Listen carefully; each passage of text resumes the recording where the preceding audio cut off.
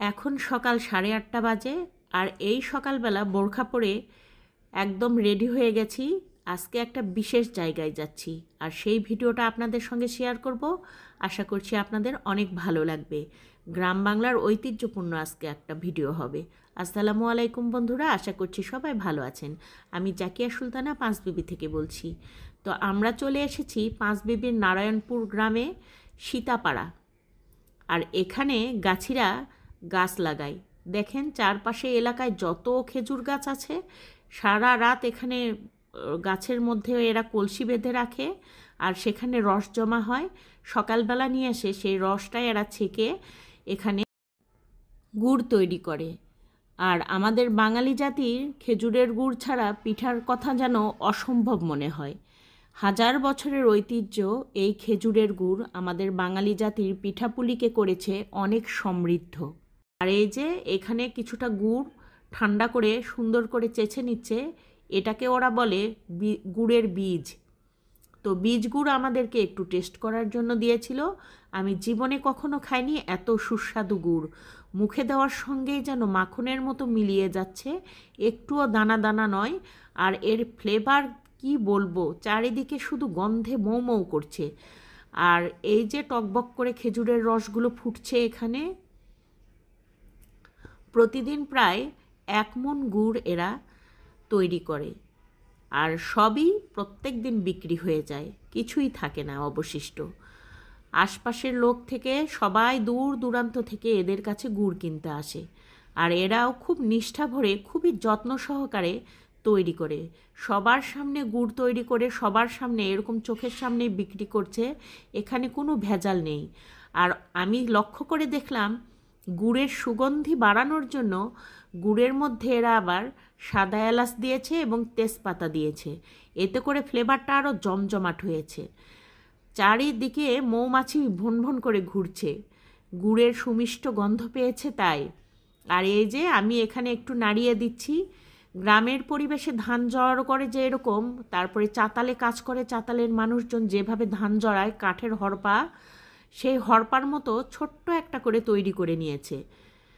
আর সেটা দিয়েই এরা গুড় নাড়াচ্ছে।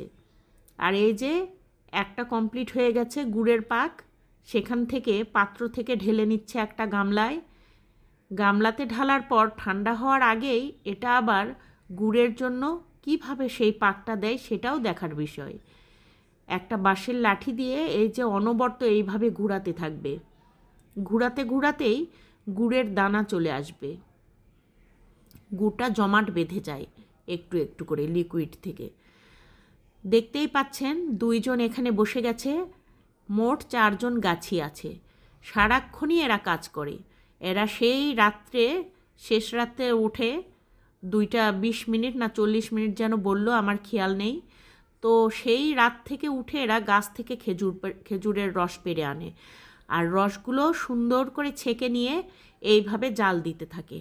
আর পাড়ার যত ছোট ছেলে মেয়ে সব জড়ো হয়েছে এখানে। খেজুরের গুড় প্রত্যেক দিন এই গাছিগুলো বাচ্চাদেরকে টেস্ট করতে দেয়। তাই তো হাতে যাতে গরম না লাগে, গরম গরম গুড়ের স্বাদ পেতে বাচ্চাগুলো সবাই ছোট্ট ছোট্ট কলাপাতা হাতে নিয়ে দাঁড়িয়ে আছে। গাছিরা কখন একটু গুড় টেস্ট করতে দেবে, আর বাচ্চাগুলো খুশি মনে সেগুলো খাবে। আমার বিষয়টা খুবই ভালো লেগেছে। গ্রামের মানুষজন কত সহজ সরল, আর এত সুন্দর করে মাচা তৈরি করেছে। উপরে 4 জন মানুষ থাকে, আর মাচার নিচে এদের ভাত তরকারি হাঁড়ি পাতিল এগুলো রাখে। আর ঘরটা খুব সুন্দর করে গুছিয়ে রাখে। এক পাশে রান্না হয় আর এক পাশে গুড় তৈরি করে।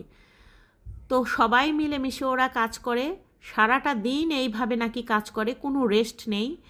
এই যে গুড় তৈরি হবে, এখন যে পাত্রটার গুড় আগে ঢেলে নিয়েছে 2 গামলায় ভরে, সেগুলো এরকম করে ঘুটে নিচ্ছে। আর পরিষ্কার পলিথিন পেরেছে, তার উপরে গুড়ের ফর্মা রেখেছে, আর তার উপরে পরিষ্কার ধবধবে সাদা কাপড় ভিজিয়ে সুন্দর করে বিছিয়ে দিচ্ছে। এই গুড়গুলো ওই ফর্মার মধ্যে ঢালা হবে। আর এখানে পাক প্রায় চলেই এসেছে, এটাও অনেকটা ঘন হয়ে গেছে, আর ফেনা ফেনা হচ্ছে না, দেখতেই পাচ্ছেন। আর চুলাগুলাও তৈরি করে নিয়েছে ঠিক এই পাত্রের মতোই 4 কোণা করে। আর এখানে পুকুর আছে একটা বিরাট বড়, পুকুর থাকাতে সুবিধা হয়েছে এদের। এরা গোসল করতে পারে, কাপড় চুপড় ধুতে পারে, আবার হাঁড়ি পাতিল মাজা ঘষা, কলসি ধোয়া সব কিছু এরা এই পুকুরের পানিতেই করে নেয়। আর গুড়টা খুব সুন্দর করে চেঁচে নেয়।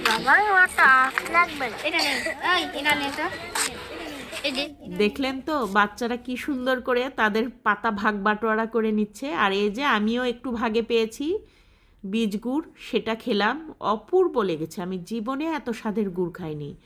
আর গুড় তৈরি করার পর পাত্রটা কি সুন্দর করে উপরে মাচায় তুলে রাখলো দেখেন, যাতে কুকুর এখানে মুখ দিয়ে নষ্ট করতে, নোংরা করতে না পারে।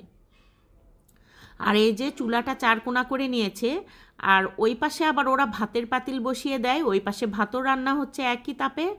আবার ছাইগুলোও খুব সুন্দর করে এক পাশে গর্ত করে রেখেছে, সেই দিক দিয়ে টেনে বের করছে। আর গুড়টা কি সুন্দর করে এরকম এখনও লিকুইড আছে, নিচ থেকে অনেক গরম, এখনও ঠান্ডা করে নিচ্ছে এইভাবে পাক দিয়ে দিয়ে। এরকম করে পাক না দিলে গুড় তৈরিই হবে না, জমাটি বাঁধবে না ভালোভাবে। আর এই যে পাত্রে ঢেলে ঢেলে দিচ্ছে, পাত্র থেকে ফর্মার মধ্যে ঢেলে দিচ্ছে। আমি 1 ঘন্টা এখানে দাঁড়িয়ে আছি, তারপরে এই যে নিজ হাতে গুড় তৈরি করছে। এই শেষের গুড়টা আমি আমার নিজের জন্য রেখেছি, একদম গামলার শেষে যে দানাটা ছিল সেটা দিয়ে আমার নিজের জন্য নিয়েছি গুড়টা। আর খুব সুন্দর করে দেখেন প্রত্যেকটা গুড় থেকে ফর্মাটা এখন খুলে নিচ্ছে, কারণ যখন বেশি শক্ত হয়ে যাবে গুড়টা তখন ফর্মাটা টেনে খোলায় দায় হয়ে যাবে। সেই জন্য এখনও গরম গরম আছে গুড়টা, এই অবস্থাতেই চারপাশ থেকে ফর্মাটা খুলে নিচ্ছে। আর অনেকেই আবার অ্যাসিড দিয়ে গুড়টা বিক্রি করে, তো এরা আবার অ্যাসিড দিয়ে বিক্রি করে না। আমি দাঁড়িয়ে থেকে গুড় তৈরি করে নিয়েছি, কোনো অ্যাসিড দিতে দেইনি। অ্যাসিড দিলে একটু কালারটা চকচকে হয়, সেই জন্য। তো দোকানের ক্রেতারা যারা পাইকারেরা নেয়, ওরা অবশ্য অ্যাসিড দিয়েই নেয়। আর এই যে 7.5 কেজি গুড় এনেছিলাম বাড়িতে, আমার জন্য রেখেছি 2.5 কেজি, আর বাকি 5 কেজি আমার বাড়ির অন্যান্য ভাড়াটিয়া ভাবিরা নিয়েছে। আমি এনে দিয়েছি, কারণ আমি যখন একা খাবো সবাই বলবে আমাদের জন্য আনেননি কেন, সেই জন্য আমি সবার জন্যই এনেছি। আর এই যে এটা বীজ গুড় বাসায় কিছুটা নিয়ে এসেছি আমার ছেলের জন্য, এখন আমার ছেলেকে দেব। বন্ধুরা, আমার ভিডিও যদি আপনাদের একটুও ভালো লেগে থাকে তবে অবশ্যই ভিডিওটিতে একটি লাইক দিবেন এবং কমেন্টে বলে যাবেন কেমন লেগেছে। আর চ্যানেলে নতুন হলে সাবস্ক্রাইব করে পাশে থাকা বেল আইকনটি বাজিয়ে অল অপশনে একটা ক্লিক দিবেন। আর যারা আগে থেকেই সাথে আছেন তাদেরকে ধন্যবাদ। আল্লাহ হাফেজ।